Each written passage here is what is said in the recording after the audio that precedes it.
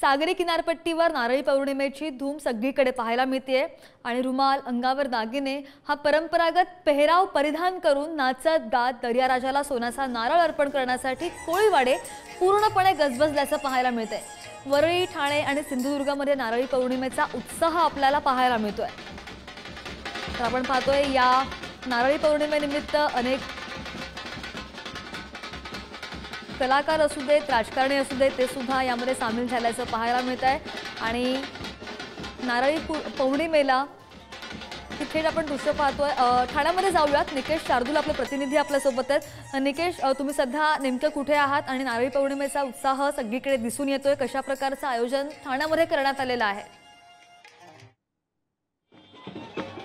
नक्कीच सदा नारळी पौर्णिमेचा उत्साह संपूर्ण राज्यभर पाहायला मिळतोय। त्याचप्रमाणे ठाण्यात देखील तसा सुद्धा उत्साह जो आहे तो पाहायला मिळतोय। मी सध्या आहे ठाण्यातल्या कळवाखाडीवरती। त्या कळवाखाडीवरती जर आपण पाहिलं तर कोळी समाजाचे जे बांधव आहेत ते कळवाखाडीला नारळ अर्पण करण्यासाठी वाजत गाजत मिरवणूक अशी जी आहे ती काढण्यात आलेली आहे। पारंपरिक वेशभूषा परिधान करून हे सर्व कोळी बांधव जे आहेत ते कळवाखाडीला नारळ अर्पण करण्यासाठी निघालेले आहेत। आपण जर पाहिलं तर 2 फुटांचा नारळाची प्रतिकृती जी आहे ती खाडीमध्ये जी आहे ती अर्पण केली जाणार आहे। कोळी बांधवांचा नारळी पौर्णिमा हा एक महत्त्वाचा सण मानला जातो आणि संपूर्ण कोळी वाड्यांमधनं अशाच प्रकारचा नारळ घेऊन आणि अशाच प्रकारची पालखी जी आहे ती वाजत गाजत ही कळवा खाडीच्या किनारी आणली जाते आणि कळवा खाडीच्या किनारी आणल्याच्या नंतर कळवा खाडीमध्ये नारळ जो आहे तो अर्पण केला जातो। अनेक वर्षांची ही परंपरा जी आहे ती ठाण्यात अजून देखील टिकवली गेलेली आहे। अनेक कोळी वाड्यांमधनं अशाच प्रकारच्या पालख्या आणि मिरवणुका ज्या आहेत त्या निघालेल्या आहेत। वाजत गाजत सर्व कोळी बांधव जे आहेत, कोळी समाज जो आहे तो अशा प्रकारे खाडीला नारळ अर्पण करण्यासाठी निघालेला पाहायला मिळतोय।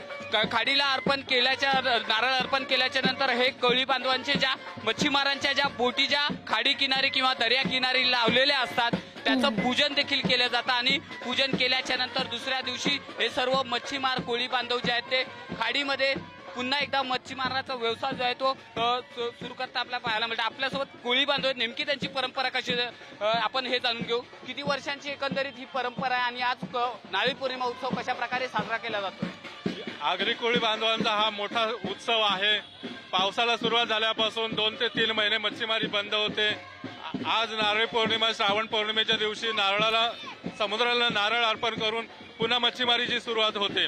ही आगरी कोळी लोकांची शेकडो वर्षाची परंपरा आहे। आजपासून पुन्हा दर्यामध्ये होड्या ढकलल्या जातात। 2 महिने या होड्या पाण्यातून बाहेर काढून त्यांची डागडुजी सुरू असते। ह्याच काळामध्ये माशांची अंडी पिल्ली होतात म्हणून मच्छीमारी बंद असते आणि पुन्हा आजपासून मच्छीमारीला सुरुवात होते। परंतु आज हा उत्सव साजरा करत असताना एका डोळ्यात आनंद आणि एका डोळ्यात अश्रू अशी आगरी कोळी बांधवांची परिस्थिती आहे। कारण कोळी बांधवांना शाश्वत विकासाची आवश्यकता आहे। विकासाच्या झपाट्यामध्ये ही मच्छीमारी आणि इतर पारंपरिक व्यवसाय यांना कुठेतरी बाधा पोहोचत आहे। प्रदूषण वाढते प्रदूषण, समुद्रात टाकली जाणारी भराव, निर्माण होणारे वेगवेगळे पूल याच्यामुळे पारंपरिक मच्छीमारीला धोका निर्माण झालेला आहे। त्याचप्रमाणे पर्सेसिव्ह नेट सारखे अत्याधुनिक मच्छीमारीचे प्रकार याच्यामुळे ही समुद्रातली मच्छी अक्षरशः गाळून घेतली जाते।